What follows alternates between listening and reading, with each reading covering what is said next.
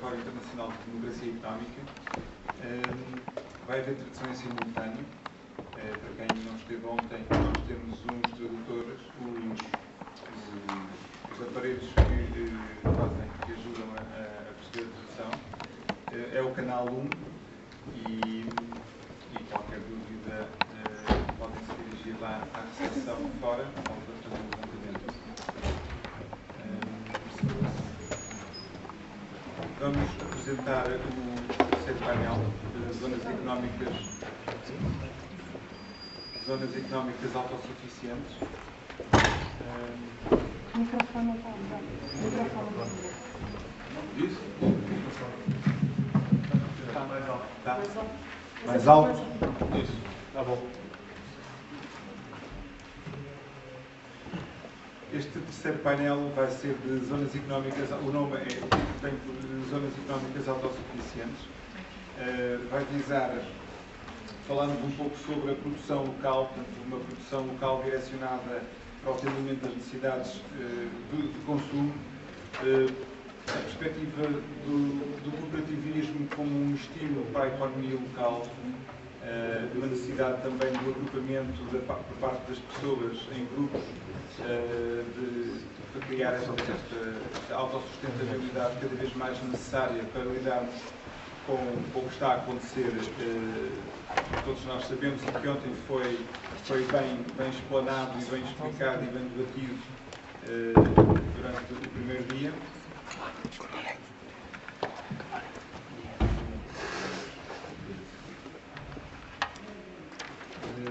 E, como tal, vamos iniciar este terceiro painel com a Lourdes Barata, licenciada em Economia pelo ISESE.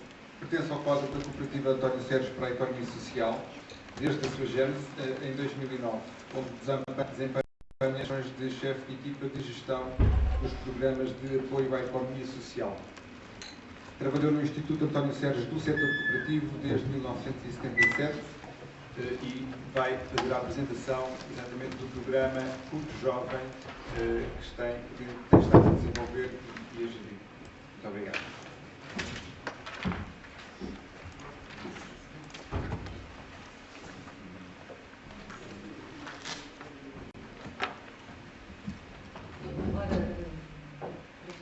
Quero agradecer em primeiro lugar a oportunidade que a Cooperativa António Sérgio tem para estar aqui presente neste Fórum Internacional, agradecer à organização pelo convite e desejar a todos um bom dia, a todas um bom dia e um grande sucesso em termos das recomendações que vão sair deste Fórum.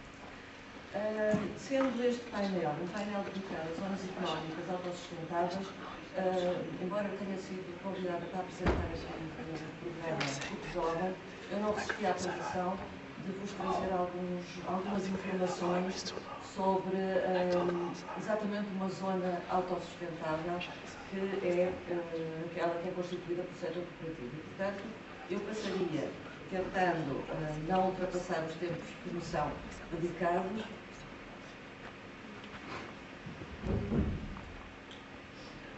Não sei se pode falar só um bocadinho mais alto ou mais perto do microfone.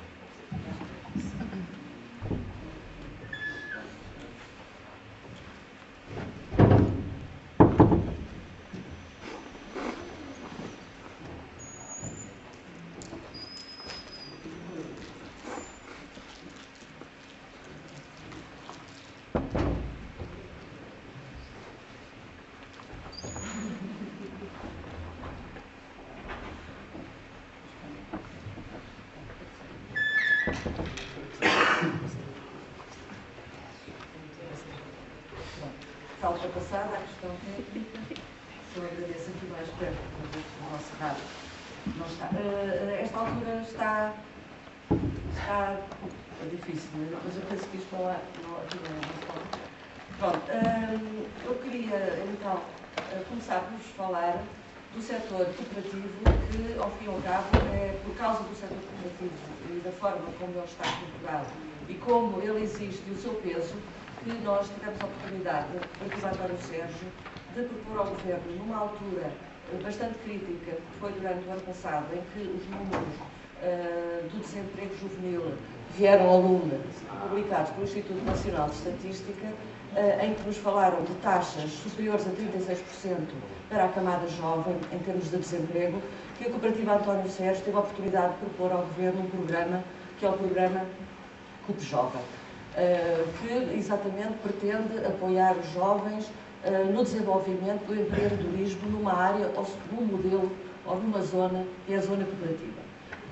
Nesse sentido, como eu vos tinha dito, acho que é de todo oportuno nós falarmos um pouquinho, poder-vos mostrar porque é que nós trabalhamos para o setor cooperativo, porque é que ele tem significado e de que forma é que ele tem algum peso em termos do desenvolvimento da sociedade portuguesa. O setor cooperativo faz parte, como todos sabemos, de uma família mais alargada, que é a família da economia social. Tivemos a oportunidade, a Cooperativa António Sérgio, de trabalhar com o Instituto Nacional de Estatística e criar a conta satélite que nos permitiu chegar a apurar determinado tipo de informação que até aí era ausente. Neste momento, nós temos a oportunidade de vos dizer que a família da economia social é composta por 55.383 organizações, distribuídas pelas famílias, aquilo que nós chamamos as famílias da economia social, das quais 4,1% são cooperativas.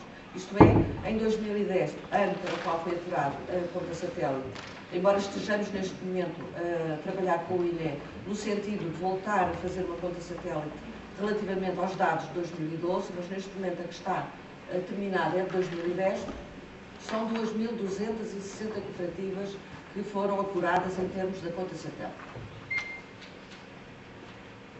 Em termos de valor acrescentado bruto dentro da área da economia social, nós temos que as cooperativas contribuem com um valor acrescentado bruto de 17,5% para o valor gerado dentro do setor da economia social por aquelas mais de 55.000 organizações. Na sua globalidade, aquilo que também me parece interessante dizer é que a economia social contribui, em termos de valor acrescentado bruto nacional, com 2,8% e em termos de emprego criado, 5,5% do emprego criado em Portugal é gerado dentro das organizações da economia social, no qual o contributo de 17,5% para o valor acrescentado bruto nas cooperativas e de 14% para o emprego do setor. Um outro elemento que me pareceu também interessante trazer-vos, e isto já se prende então com a situação da sustentabilidade, aqui sustentabilidade financeira, que é aliada, como nós sabemos, à sustentabilidade da própria atividade que é desenvolvida pelas organizações da economia social, aquilo que nós assistimos e que me parece que é verdadeiramente relevante é o facto de nós, destes dados produzidos pelo Instituto Nacional de Estatística, nos permitirem destruir um certo mito que existe sobre a economia social. Isto é, em regra, quando nós falamos com várias pessoas que não estão propriamente ligadas a este setor, aquilo que nos dizem é: lá vêm vocês falar da economia social, organizações que só vivem dependentes do Estado, que são subsidiodependentes. Bom, aquilo que eu vos queria mostrar é que, na realidade, se nós estivermos atentos a este gráfico, temos a oportunidade de ver que a grande parte dos recursos, que a maior parte dos recursos utilizados pelas organizações de economia social advêm da produção e não advêm das transferências do Estado. Portanto, isso é um ponto que nos permitiu afirmar com garantia de que os principais recursos, mais de 60% dos recursos, advêm da produção. Apenas 23,8% advêm de transferências, seja ela do Estado ou de outras entidades. Aqui aquilo que nós verificamos na realidade é que em 2010 havia uma necessidade líquida de financiamento de volta de 570 milhões de euros, que na sua globalidade, o qual é principalmente produzido pelas associações e pelas misericórdias, isto é, pelas entidades, organizações de economia social que se dedicam mais à intervenção na área social, na ação social. E, portanto, daí que 2010 foi um ano muito crítico em termos do aparecimento de novas manchas de pobreza no país, do aparecimento de novos segmentos da população que atravessaram, digamos, de uma classe média baixa para o setor da pobreza, e houve uma chamada muito forte a uma resposta social dada por estas organizações. É natural que os recursos tenham sido insuficientes, e aí essa necessidade de... Mas aquilo que eu vos queria chamar relativamente à sustentabilidade do setor cooperativo é que exatamente o setor cooperativo e o setor das mutualidades são setores autossustentáveis, bem como das fundações. Reparem, são aqui 3 setores em que nós temos nas cooperativas uma capacidade líquida de financiamento de 170 milhões de euros, o que quer dizer que o setor é autossustentável e, portanto, um modelo que nos permite a nós ter alguma...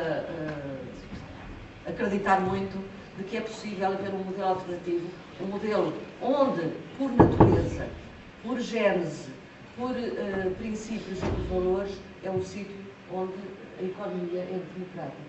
É essencialmente uma economia, é a prática económica de uma forma democrática, solidária e equitativa. Relativamente ao setor cooperativo, aquilo que nós podemos aqui ver, isto é a distribuição, como podemos ver, e isto prende-se também com aquela questão de que o Miguel falou relativamente ao espaço territorial, não só o espaço económico, mas o espaço territorial, e aquilo que nós assistimos é que o setor cooperativo não existe aquilo que nós podemos denominar dentro do setor desertos cooperativos em Portugal. Em todos os distritos há manifestações da solidariedade, manifestações do exercício democrático através do modelo, que é o modelo em si, o modelo cooperativo. Portanto, como podem ver, o setor cooperativo arruma-se em 12 ramos, são eles a agricultura, o artesanato, comercialização, consumo, crédito, cultura, ensino, habitação, pescas, produção operária, serviço e solidariedade social. O que quer dizer que não há nenhuma atividade vedada ao setor cooperativo. O modelo cooperativo é, pois, em si, pela cultura e pelo edifício ideológico que está subjacente à sua origem, é em si um espaço privilegiado para o exercício da democracia, para o exercício da cidadania e para o exercício de uma economia em toda, transversal a qualquer sistema económico, de uma forma solidária. Portanto, isto é a densidade cooperativa, mostrar-vos como o setor está. Aqui são números que nós podemos encontrar a nível da publicação da conta satélite, e eu não vou deter-me muito mais para podermos depois falar um pouquinho, só para vos dizer que é possível apreender estes dados relativamente ao peso em termos da produção criada, dos consumos internos, do valor acrescentado bruto, qual o volume de negócio, o número de pessoas ao serviço, e, portanto, nós apercebemos que os tais 14% de empregos significam à volta de 34 mil pessoas empregos no setor cooperativo, sendo maioritário, como podemos ver, o setor agrícola. Aliás, também aquele que detém maior número de cooperativas. Em termos de valores agregados, são os principais indicadores que eu estive a falar. Vamos passar apenas a alguns setores de atividade que são simbólicos e que são marca do próprio setor cooperativo. Refiro-me à questão ao setor da produção de azeite, de produção vinícola e de leite. Aquilo que nós assistimos é que, em termos da produção nacional, aquilo que vos trago é que, em termos da produção de azeite, o setor cooperativo produz 35% do azeite produzido em Portugal, 43% do vinho português e 46% do leite que é recolhido em termos da produção leiteira. Também um outro setor importante, que é o crédito agrícola, com mais de 700 balcões, com 85 caixas de crédito agrícola associada. Aquilo que nós nos apercebemos é que, em termos dos rastros de solvabilidade, o setor agrícola, o crédito agrícola, apresenta um rácio mais vantajoso do que aquele que é a média do próprio sistema financeiro. Isto são as cooperativas, as maiores cooperativas portuguesas, Coprofar, Cofanor, Plural, Agros, Coplec Norte. Possivelmente, destas todas, aquela que nos é mais familiar é exatamente a Agros, por ser uma distribuidora, uma recolha e transformadora, produtora de leite e de produtos lácteos. Dizer também que gostaríamos de deixar aqui também uma palavra sobre um outro mito que existe sobre o setor cooperativo, é que o small is beautiful, o pequenino é que é muito bonito, é que são cooperativas verdadeiras. A realidade mostra-nos que tal não existe. Aquilo que acontece é que nós conseguimos posicionar cooperativas entre as 1000 maiores empresas portuguesas, a maior das quais se encontra em 35º lugar. Portanto, isto para vos dizer que se consegue desenvolver um modelo cooperativo em dimensões micro, pequenas, médias e grandes organizações, grandes empresas. Portanto, isto são outras cooperativas para além daquelas que fizeram parte do ranking no jornal, mas que estariam em condições, pelos dados que nós conhecemos delas, estariam em condições de fazer parte também do setor cooperativo. Dizemos apenas em termos mundiais, antes de entrarmos propriamente no grupo jovem, em termos mundiais, há um estudo feito pela Aliança Cooperativa Internacional, que é a organização internacional representativa do setor cooperativo, que trabalha com as 300 maiores cooperativas do mundo. E aquilo que foi apurado é que o volume de negócios das 300 maiores cooperativas do mundo é equivalente ao produto interno bruto gerado na Espanha. O que significa que se houvesse um país que nós pudéssemos chamar um país cooperativo, ele estaria em 10º lugar em termos mundiais. Portanto, isto para termos uma ideia da importância do próprio setor cooperativo e do que ele representa em termos regionais, em termos de desenvolvimento local, porque há um aspecto importantíssimo no setor cooperativo, é que é uma economia que não se deslocaliza, isto é criado uma comunidade e o valor gerado é para enriquecer essa própria comunidade. O Grupo Jovem, como vos disse, apareceu por força do grande desemprego juvenil que foi detectado e que foi apresentado e foi enquadrado num programa mais vasto, que é o Plano Estratégico para a Empregabilidade das Iniciativas de Promoção da Empregabilidade Jovem do Impulso Jovem. Certamente já todos ouviram falar do Impulso Jovem, que tem programas diversos, um dos quais é o Grupo Jovem. O que é que pretende este Grupo Jovem? O Grupo Jovem pretende, essencialmente, apoiar os jovens na procura de uma solução para as suas vidas, do trajeto de vida. E um trajeto que lhe permita usufruir de rendimentos e ter uma atividade sustentável para criar o seu futuro, para criar as suas famílias. E, portanto, é através disso, de pretender captar jovens para a empregabilidade cooperativa, que nós começámos a divulgar e a implementar este Grupo Jovem. Os seus destinatários para cooperativas não agrícolas situam-se entre os 18 e os 30 anos, têm que ter uma escolaridade superior ao 9º ano e, para as cooperativas agrícolas, aquilo que nós estendemos, a diferença é que, em vez de ser entre os 18 e os 30, os jovens apoiados são entre os 18 e os 40 anos.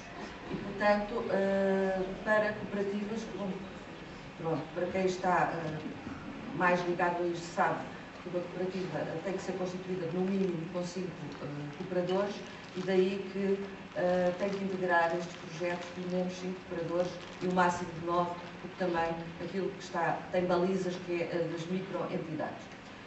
Como viram, as condições de elegibilidade são condições muito simples, é a idade, as habilitações literárias e ainda a residência, isto é, os jovens têm que residir e provar que residem nas regiões de convergência, região Norte, região Centro, região Alentejo, são as regiões de implementação e de desenvolvimento deste programa Grupo Jovem. Os apoios dividem-se em 3 áreas: a Bolsa Grupo Jovem, o apoio técnico e o acesso ao crédito ao investimento. A Bolsa Grupo Jovem e o apoio técnico são 2 apoios não reembolsáveis, isto é, os jovens usufruem-nos e não têm que os reembolsar. O acesso ao crédito é feito através da Liga Microinvest, com condições bonificadas e garantidas pelo Estado, com períodos de reembolso de 7 anos, com 2 anos de carência, portanto são condições bastante atrativas para quem está a iniciar uma atividade em situações normalmente de precariedade e que assim, como eu vos disse, já é de âmbito reembolsável. A Bolsa Grupo Jovem é atribuída em 3 montantes diversos, de 691,70 euros, de 549,99 euros ou de 419,22 euros, dependendo das habilitações literárias dos promotores ou dos candidatos à Bolsa. Portanto, o primeiro para jovens pertencentes que tenham o ensino superior, o segundo escalão para jovens que tenham o ensino secundário completo e o terceiro escalão que tenham o 9º ano ou que não tenham finalizado o ensino secundário. As bolsas são atribuídas em 2 fases. Numa primeira fase de 2 bolsas, depois existe um júri de seleção que avalia os documentos produzidos durante esses 2 meses e lhes diz se podem ou não continuar a receber bolsa. Se o júri de seleção aprovar o trabalho realizado durante os 2 primeiros meses, dá-lhe uma continuação da bolsa por mais 4 meses. Em termos de apoio técnico, aquilo que se pretendia com o apoio técnico era, na realidade, aquilo que se pretende é ajudar os jovens em 2 fases distintas. Nos 2 primeiros meses, ajudá-los a desenvolver competências de trabalho colaborativo, pedagogia cooperativa, de enfatizar muito o trabalho de equipe e a importância que isso tem no sucesso de um projeto, que é um projeto onde os problemas de cada um individuais vão ser resolvidos de uma forma coletiva. Portanto, é preciso que eles trabalhem conjuntamente e que consigam sentir esse espírito de equipa. E, portanto, esses 2 meses serviriam para aumentar esse tipo de competências e os outros 4 meses seriam já mais para o desenvolvimento da área negocial. Portanto, dando algum apoio técnico específico na área da gestão financeira, dos recursos humanos e do área de marketing para elaborar planos de negócio, enfim, para poderem ter esse tipo de desenvolvimento de qualidades técnicas que lhes permitam dar alguma sustentabilidade ao projeto cooperativo que se pretende que eles arranquem a partir deste momento.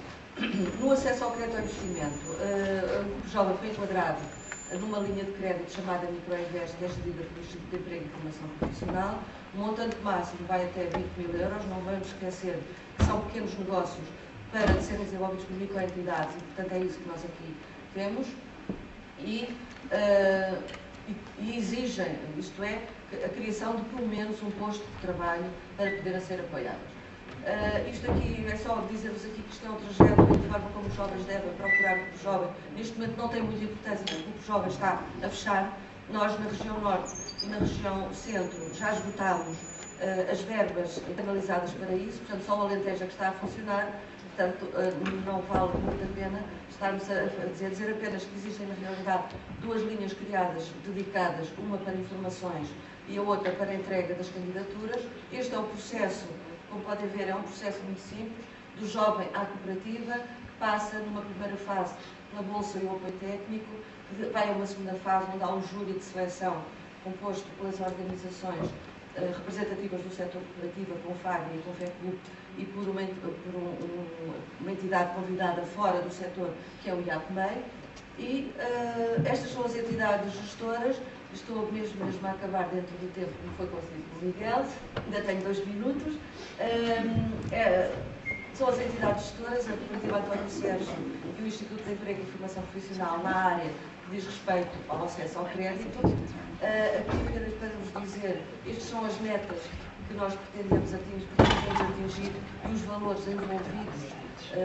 Nós queríamos atingir 80 projetos cooperativos e cerca de 720 jovens, num montante de perto de 2.600.000 euros. Em termos de execução, neste momento, estes são os dados, nós temos à volta de 1.213 candidaturas, 485 jovens com bolsas aprovadas, e bolsas aprovadas é o montante que temos que multiplicar pelos 12, pelas 6 bolsas que já existentes, e em termos de projetos cooperativos aprovados, 124 projetos cooperativos aprovados. Ultrapassámos largamente os projetos cooperativos, os jovens penso que vamos conseguir atingir. Este dado aqui não mostra que já está aprovado, porque nesta semana foram para a aprovação cerca de 200, um valor que ultrapassou as 200 bolsas que foram para a aprovação. Como não estavam aprovadas, eu não fiz refletir isto neste quadro.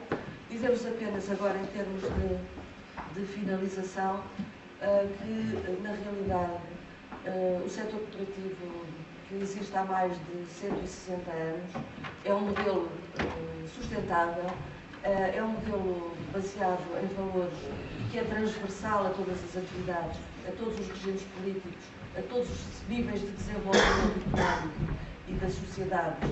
Existe desde os países mais étnicos em África, até os países mais desenvolvidos do norte da Europa, Estados Unidos, Canadá, enfim, Índia, de todos os lados.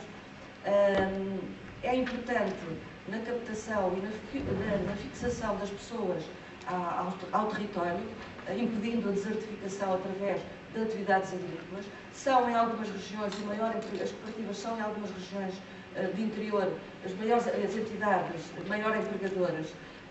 Pronto, isto são as atividades que nós, enfim, vos convidamos para quem não tiver um contacto muito direto com o setor cooperativo, venha ter a oportunidade de procurar algumas respostas em todas estas atividades, na área da pesca, no ensino, na solidariedade social, enfim, na cultura.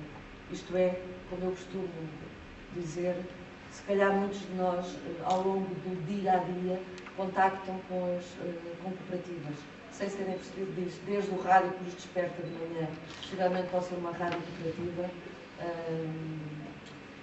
o pequeno almoço onde bebemos um leite que é cooperativo, possivelmente podemos ir de táxi para qualquer sítio onde temos uma reunião e pode ser uma cooperativa de táxis.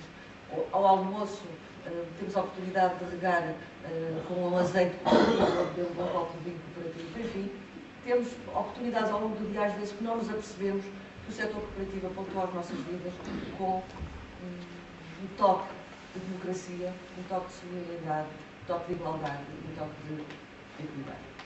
Muito obrigada pela vossa atenção.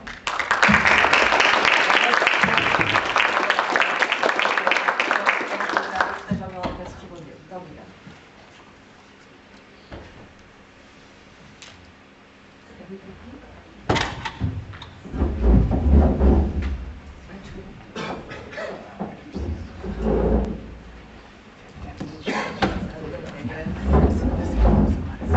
Muito obrigado, Lourdes. Vamos ter de seguir António Pedro, associado a Animar, professor e investigador do Centro de Investigação e Estudos de Sociologia, vem trazer-nos exatamente uma explicação, uma apresentação da Animar e o trabalho que ela tem executado ao longo da sua existência, dos 20 anos, desde 1993.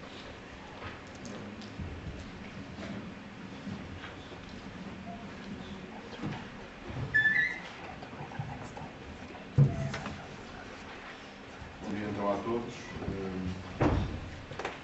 Eu sou membro da Animar em termos individuais há uns 15 anos, numa altura em que a Animar era uma rede de associações de desenvolvimento local, sediadas sobretudo em ambiente rural e que pretendia, na altura, como ainda hoje, fazer pontos com as cidades, fazer pontos com as atividades de cidadania como acabámos de dizer, tem 20 anos, estamos agora a comemorar os nossos 20 anos e estamos também, e daí o interesse de estarmos aqui, estamos também a revitalizar, digamos assim, a atualizar o modo de funcionar, que por um lado se tornou de alguma maneira muito centralizado e nós queremos exatamente descentralizar em termos de trabalho de rede, e por outro lado queremos também atualizar as nossas referências, eu diria quase etárias, ou seja, o grupo de pessoas que fundou esta rede são pessoas da minha idade, ou alguns mais velhos, e a sensibilidade que temos é que práticas das pessoas mais jovens atualmente, semelhantes àquelas que nós pretendemos ligar, e que estão a acontecer, nomeadamente aqui neste fórum, espero eu, e pensamos que uma rede tem que estar aberta à variedade de influências, entre as quais, evidentemente, o setor cooperativo, mas muitas outras influências que podem animar, precisamente, aquilo que é a nossa função. Construir uma rede de ideias renovadas que é necessário atualizar em função das circunstâncias concretas.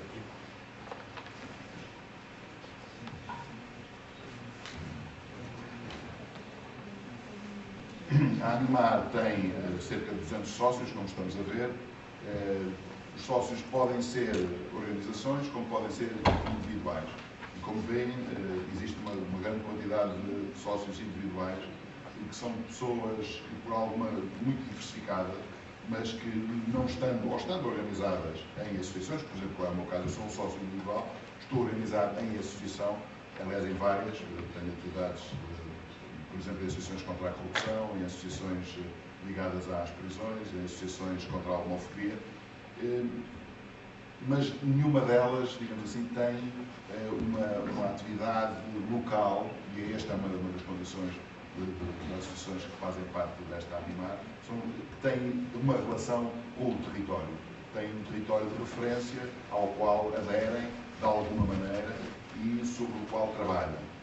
Não é o caso destas associações que eu faço parte e que eu também faço parte da Animar, claro, mas as associações que eu faço parte exatamente não estão em condições de ser associadas da Animar, mas ao mesmo tempo não deixam de poder trazer, a partir das suas próprias perspectivas, inputs, novidades, estímulos que a rede vai potenciar, por um lado, e por outro lado vai também usar para os seus próprios associados. E, portanto, estamos a falar aqui da ligação que se pretende fazer, que é uma das vertentes do trabalho da Animar, que não é a única, não vamos ver, mas é aquela em que eu estou mais à vontade, digamos assim, para vos falar, e que é uma ligação que tem a ver entre a parte rural, as atividades ligadas à ruralidade e as atividades urbanas. Aliás, num país que, como sabem, se tornou, enfim, a parte rural tende a desertificar-se e é efetivamente importante modernizar, por um lado, as atividades rurais, mas, por outro lado, também valorizá-las na sua ruralidade. E esse é também um dos objetivos da Animar. A Animar tem, como disse, integra atividades cooperativas, mas também integra atividades de várias ordem e como desenvolvimento local, já vos falei, a ideia de desenvolvimento local trata-se de, por exemplo, consultorias tenham a ver com o empowerment, a capacidade, dar capacidade a populações normalmente envelhecidas ou populações deprimidas que tinham a ver com outras. Em 93 estamos a falar, no início há 20 anos, estamos a falar de uma altura um pouco traumática para os aspectos rurais, para a vida rural, na medida em que as pessoas tinham sido, Portugal tinha adotado uma política de substituir a agricultura por outro tipo de atividades, e as pessoas ficaram na terra, por alguma razão, ficaram um pouco deprimidas e, portanto, havia uma necessidade, e na altura o que houve foi uma transição de pessoas que tinham a vida urbana e que foram, junto das localidades, enfim, que eles tinham acesso, a organizar empresas de consultoria, basicamente, para desenvolver projetos de animação e de emprego local, por exemplo, para evitar aquilo que acabou por acontecer, que foi a desertificação do interior do país. Economia social e solidária, ouvimos falar aqui dos aspectos do cooperativismo, mas também isto significa uma diversidade muito grande de atividades, como também se viu. Educação formal e informal, estamos a ver nesta dinâmica de urbanização rural, digamos assim, que eu estava a falar. Uma das atividades, além da consultoria, era também a formação. Formação ligada às atividades, preparada, adaptada a populações que tipicamente têm com a escola uma reação não necessariamente positiva, visto que a escola tem caráter exatamente urbano, de classe média, e precisamente as populações rurais, os filhos das populações rurais e as populações rurais em si mesmo, também porque nós temos um país com uma baixa literacia e é preciso, continua a ser preciso aumentar a formação de adultos e, portanto, há um conjunto de associados, de organizações associadas que se dedicam a esta matéria.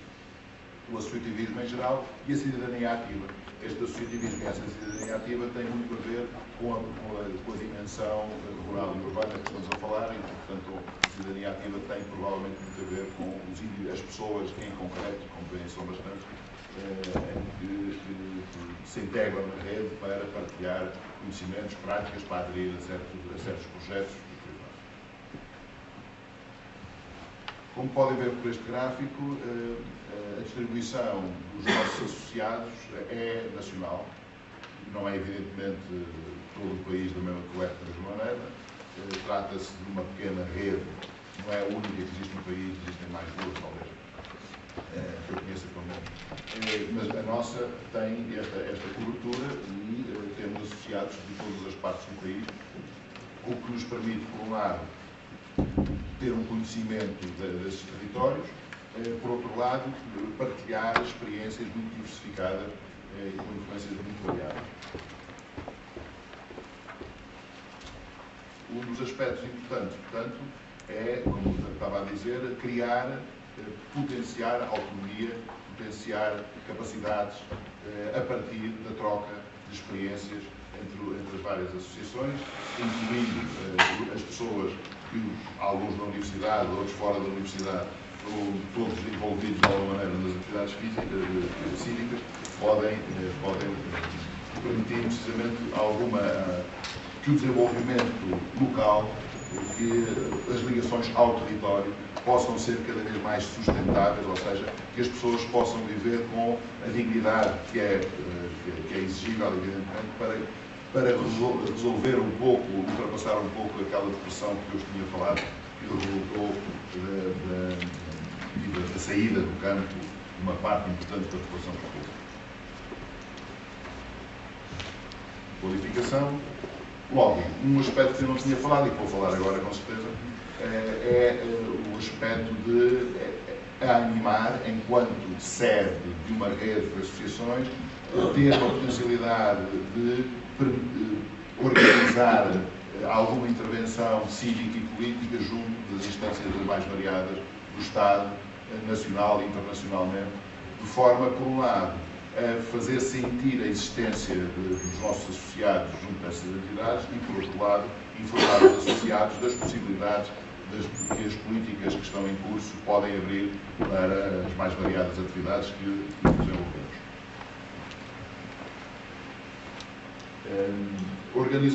Há vários tipos legais de organização dos nossos associados, entre os quais as cooperativas, como estamos a ver, mas também fundações, outras organizações não governamentais, associações de desenvolvimento local, de uma especialidade própria. As vantagens, também já falámos, o funcionamento em rede de forma descentralizada significa que a nossa pretensão não é sermos nós a comandar as políticas de cada organização, é exatamente o inverso, é apoiarmos, seja qual for a política das organizações que estejam em causa, elas são as mais variadas, apoiarmos através de um circuito de informação que nós próprios montamos e tentamos animar, pretendendo exatamente fazer chegar informações que sejam pertinentes às pessoas que sejam mais interessadas nelas. Embora seja uma atividade que não é fácil de organizar e muda muito ao longo do tempo, na medida que as políticas também, elas próprias, são muito variadas e a estabilidade não é exatamente a característica.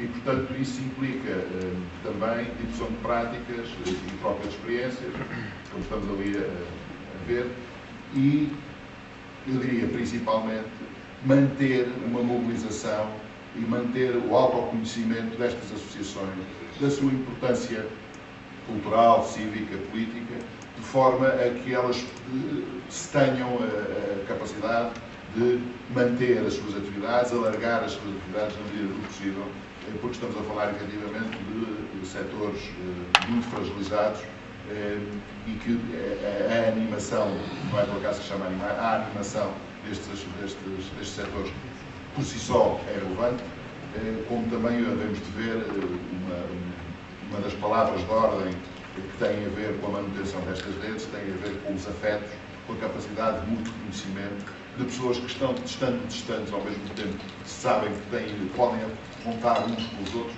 o que é muito relevante para pequenas unidades, normalmente bastante isoladas em relação ao resto do tecido económico e social, e que têm uma especificidade própria que querem manter, e isso a rede pode fornecer ajuda nesse sentido. Portanto, para sistematizar um pouco, este boneco talvez ajude a dar uma ideia de quais são os objetivos que a Animar se propõe. São objetivos ambiciosos, vale a pena chamar a atenção, o que significa também que não estamos satisfeitos com a capacidade que temos de os realizar, mas são orientações para a ação que vamos tentando concretizar com a ajuda dos nossos sócios, porque é dela também, basicamente, que vem a energia para a própria rede funcionar.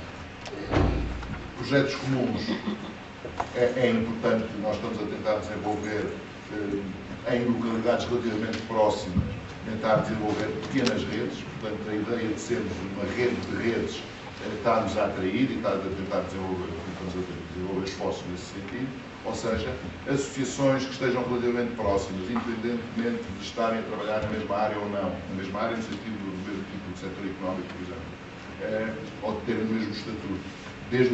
Nós favorecemos o entendimento entre elas, de modo a que se criem núcleos locais de Animar que permitam gerar precisamente a autonomia, uma autonomia e uma sustentabilidade através da troca de ideias e da relação das entidades umas com as outras, no sentido de criar sinergias para produzir essa sustentabilidade.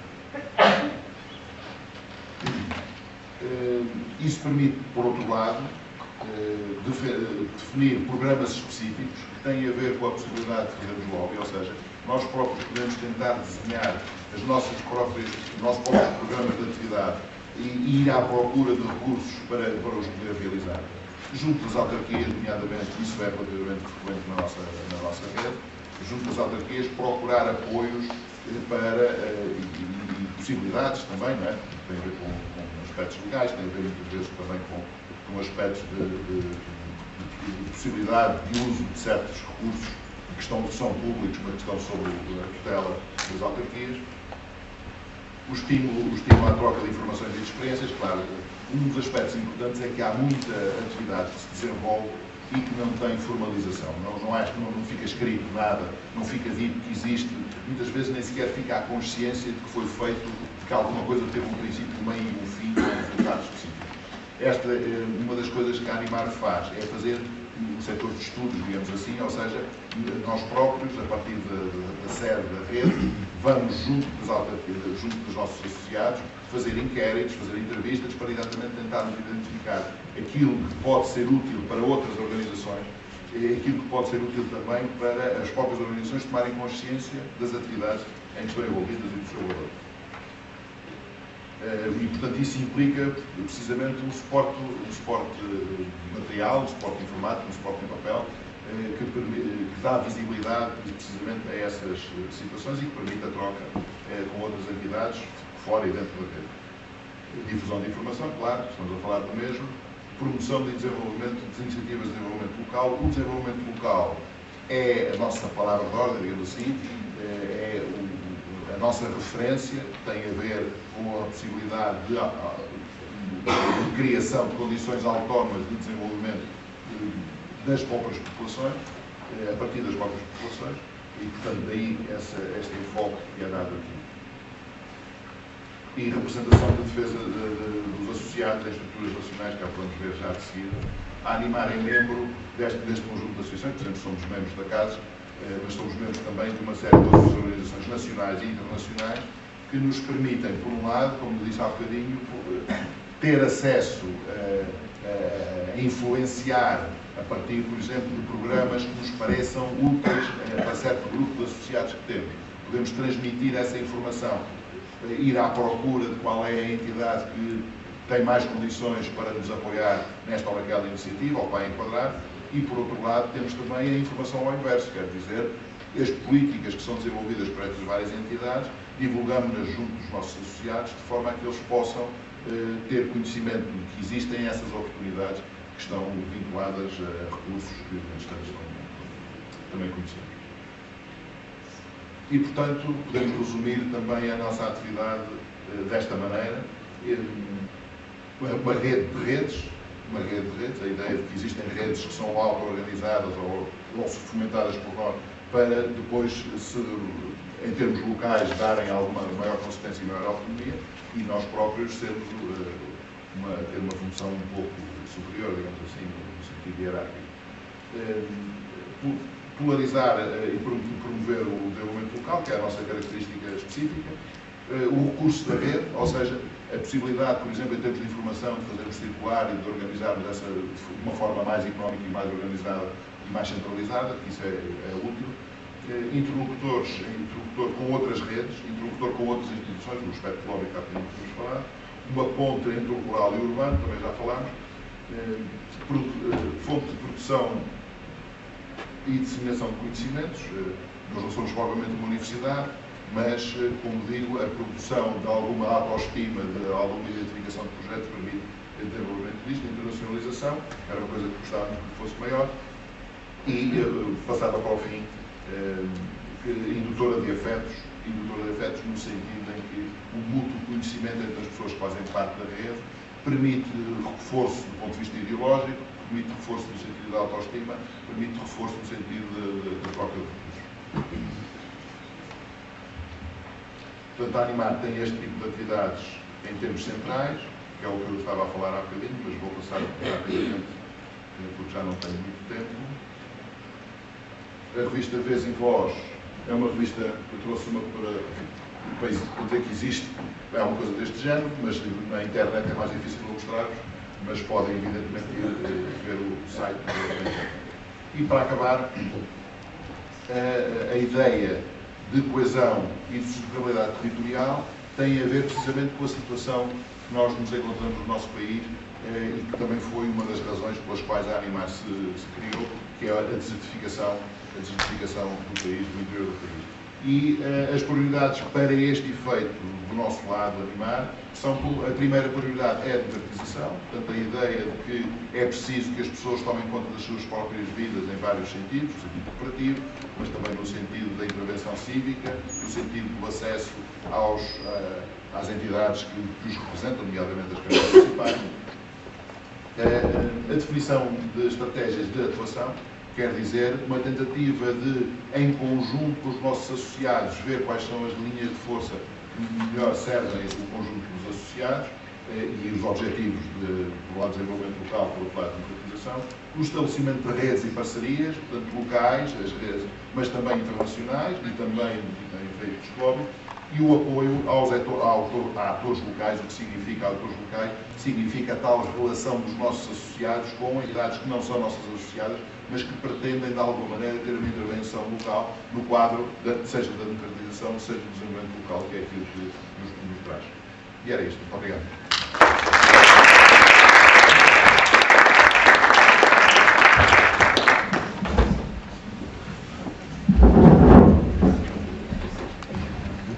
Muito obrigado, António Dores.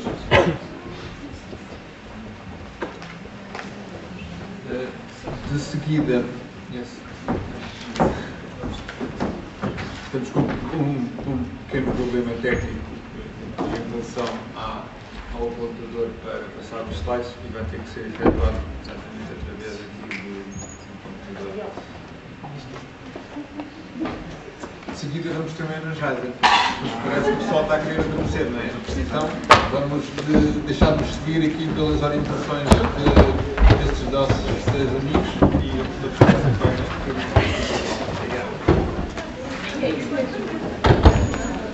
You don't even know what you're doing and you're already getting up. Hola, buen día. ¿Todo bien? ¿Fue la fiesta? ¿Fueron? How was the party yesterday? Did you go?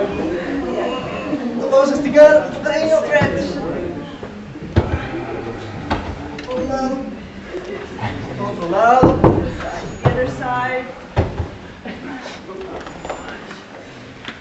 Elefantiños.